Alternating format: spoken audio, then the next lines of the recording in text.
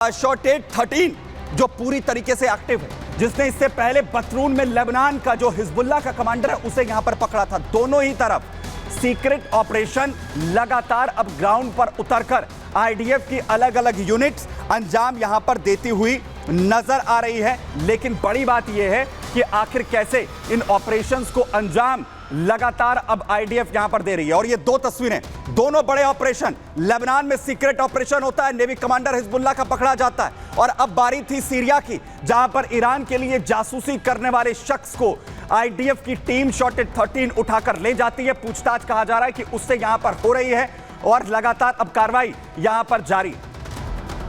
यानी अब बड़ी बात यह कि ये जो ऑपरेशन चल रहे हैं, क्या जो इजराइल ने यह ठान लिया है कि जड़ें आखिर कैसे जो है वो काटनी है हिजबुल्लाह की, चाहे सीरिया में हो, लेबनान में हो, उसकी शुरुआत क्या हो चुकी है, देखिए।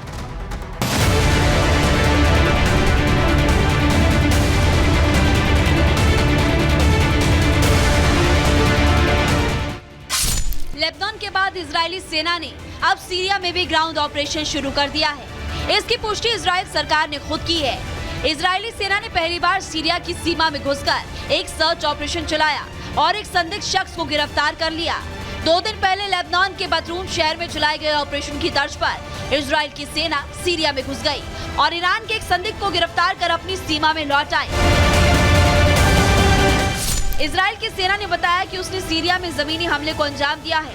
आईडीएफ ने ईरान से जुड़ी सीरियाई नागरिक को पकड़ा है। पकड़े गए शख्स की पहचान अली सुलेमान अल-अलसी के रूप में हुई। अली सुलेमान दक्षिणी सीरिया के सेदा शहर में रहता था। उस पर ईरान के लिए काम करने और आतंकी नेटवर्क चलाने का आरोप है। इजराइल की सेना कई महीनों से उस पर नजर रख रही थी। हालांकि सीरिया ने इस ऑपरेशन पर कुछ नहीं बोला है। पकड़े गए संदिग्ध से इजरायली सेना पूछताछ कर रही है, जिसकी तस्वीरें भी जारी की गई है। इजराइल एक ऐसा देश है और ऐसा जुझारू देश है कि उसको जहाँ से भी अगर विरोध होगा और अगर कोई देश उसके खिलाफ काम करेगा तो वो कहीं भी, आपको याद होगा एनटीबी का ऑपरेशन जहाँ युगांडा से अपने वो बंधक छुड़ा के ले आया था, जिसमें पीएम नेतन्याहू साहब के जो ब्रदर थे वो शहीद हुए थे। तो सीरिया, लेबनान या इस तरह के और भी कई देश जो हों जो आसपास हैं, उसके लिए ग्राउंड ऑपरेशन करना कोई बहुत बड़ी बात नहीं है। और वो अपनी जो ग्राउंड फोर्सेस है या आईडीएफ है उनको वो लॉन्च करेगा और जहाँ भी इस तरह के उसको स्लीपर सेल्स या इस तरह के सिंपैथाइजर्स मिलते हैं उनका वो खात्मा करेगा। आपको बता दें, 2 दिन पहले भी उत्तरी लेबनान में घुसकर हिजबुल्लाह के नेवी कमांडर को किडनैप कर लिया गया था। आईडीएफ का ये ऑपरेशन बेहद दुस्साहसिक माना गया है। हिजबुल्लाह और उसका आका ईरान अभी इस झटके से उबर नहीं पाया। उनका एक और ईरानी पकड़ा गया है। सूत्रों का दावा है कि पकड़ा गया शख्स ईरानी जासूस है, जिससे मिले इनपुट्स के आधार पर इजराइल के दुश्मन उस पर हमले की रणनीति बनाते थे। इसलिए इजराइल पर काफी दिनों से निगरानी कर रहा था। वहीं सीरिया में भी ग्राउंड ऑपरेशन पर इजराइल ने अपने आक्रामक इरादे जाहिर कर दिए हैं। Bureau report, Republic Bharat.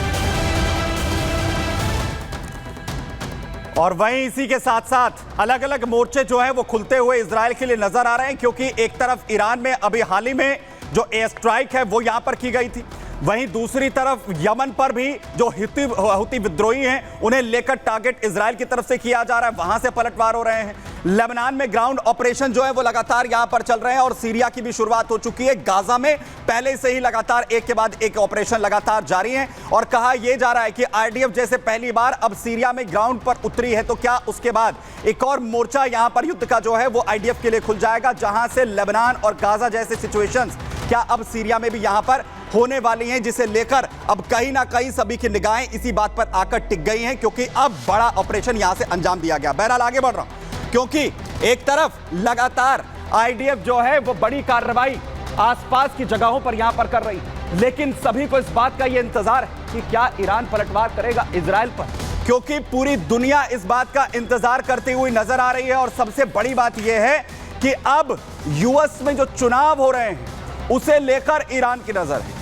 सवाल यह कि आखिर यूएस में चुनाव है तो ईरान का आखिर क्या दाव है, क्यों इतना वक्त ईरान यहां पर लगा रहा है, नतीजों पर क्या निर्भर करेगा ईरान की तरफ से जो पलटवार यहां पर होगा। उससे पहले मैं बड़ी खबर आपको बताऊं युद्ध क्षेत्र से, क्योंकि ईरान पर लगातार सबकी निगाहें एक तरफ यहां पर टिकी हैं तो वहीं उत्तरी इजराइल पर लेबनान की धरती से बड़े हमले हो रहे हैं। ईरान अपने प्रॉक्सीज को लगातार उकसा रहा है। उत्तरी इजराइल से बड़ा रॉकेट अटैक यहां पर हुआ है। अलग अलग हमलों में तकरीबन 60 के करीब रॉकेट यहां पर दागे गए हैं उत्तरी इजराइल में, जिन्हें डिफेंस सिस्टम की तरफ से यहां पूरी तरह से जो निस्तेनाबूद है वो किया गया है, इंटरसेप्ट यहां पर किया गया है। आयरन डोम पूरी तरह एक्टिव है, थार्ड पूरी तरह एक्टिव है।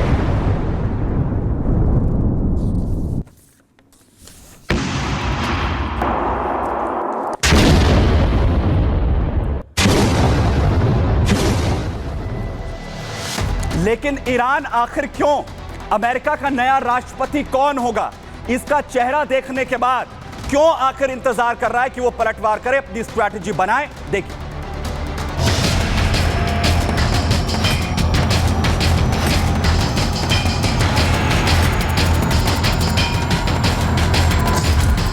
क्या अमेरिकी चुनाव परिणामों का मिडिल ईस्ट के युद्ध पर पड़ेगा असर?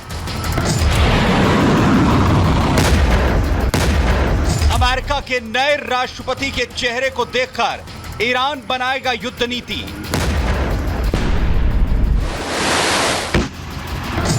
जी हां, पूरी दुनिया की नजर अमेरिका के राष्ट्रपति चुनाव पर टिकी है।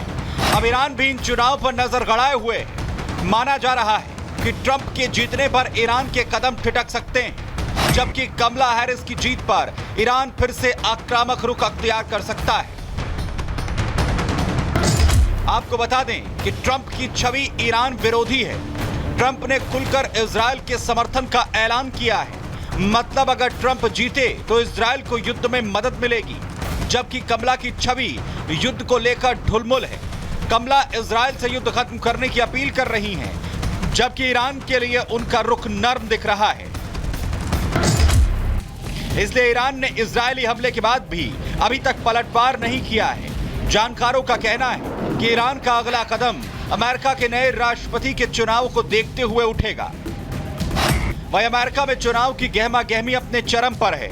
चुनावी सरगर्मी ऐसे दिलचस्प मोड़ पर पहुंच चुकी है। दोनों ही पार्टी मतदाताओं का जोश देखते हुए अपनी अपनी जीत को लेकर आश्वस्त नजर आ रहे हैं। हालांकि मुकाबला इतना जबरदस्त है कि चुनावी विश्लेषक इसे अमेरिकी चुनावी इतिहास में हुआ अब तक का सबसे दिलचस्प चुनाव बता रहे हैं। लेकिन कई इलाके ऐसे हैं जहां दोनों ही प्रतिद्वंदियों के बीच ऐसी कड़ी टक्कर नजर आ रही है कि अंदाजा लगाना भी मुश्किल है कि अमेरिकी जनता किसके हाथ में कमान देने जा रही है। वहीं ईरान के साथ नेतन्याहू की नजर भी अमेरिकी चुनाव पर है। वैसे तो अमेरिका की पॉलिसी इजरायल का साथ देने वाली है, लेकिन राष्ट्रपति का चेहरा बदलने भर से इजरायल की युद्ध नीति पर असर हो सकता है। Bureau report, Republic Bharat. लेकिन बड़ी बात यह है कि ईरान को यह पता है कि ट्रंप बनते हैं तो अमेरिका का स्टैंड क्या होगा, कमला हैरिस बनते हैं तो क्या होगा। जरा मैं आपको समझाता हूं, देखिए जरा फटाफट ग्राफिक्स डालिए। जहां पर अगर ट्रंप बनते हैं, क्योंकि बार बार वो कह रहे हैं कि हमला कीजिए, जो है नतीजे बाद में देखे जाएंगे। इजरायल को खुला समर्थन ट्रंप की तरफ से लगातार किया जा रहा है। कमला हैरिस का स्टैंड क्या है? इजरायल को शांति की बार बार नसीहत दे रही है। ट्रंप ईरान को कड़ी चेतावनी बार बार अभी तक देते हुए नजर आए। कमला हैरिस ईरान को लेकर उनका नरम रुख अभी तक देखने को मिला है। वहीं ट्रंप ईरान पर हमले के हिमायती हैं, वो कहते हैं कि तुरंत हमला होना चाहिए। वहीं कमला हैरिस युद्ध खत्म करने का लगातार इजरायल पर दबाव बना रही हैं, शांति की वो बार बार बात कर रही हैं। वहीं ट्रंप की अगर मैं यहां पर बात करूं, वो इससे पहले यह कह चुके हैं कि किसी भी तरीके का हमला इजरायल की तरफ से अगर ईरान पर होता है तो उसके लिए अमेरिका को पूरी तरीके से साथ यहां पर खड़े रहना चाहिए।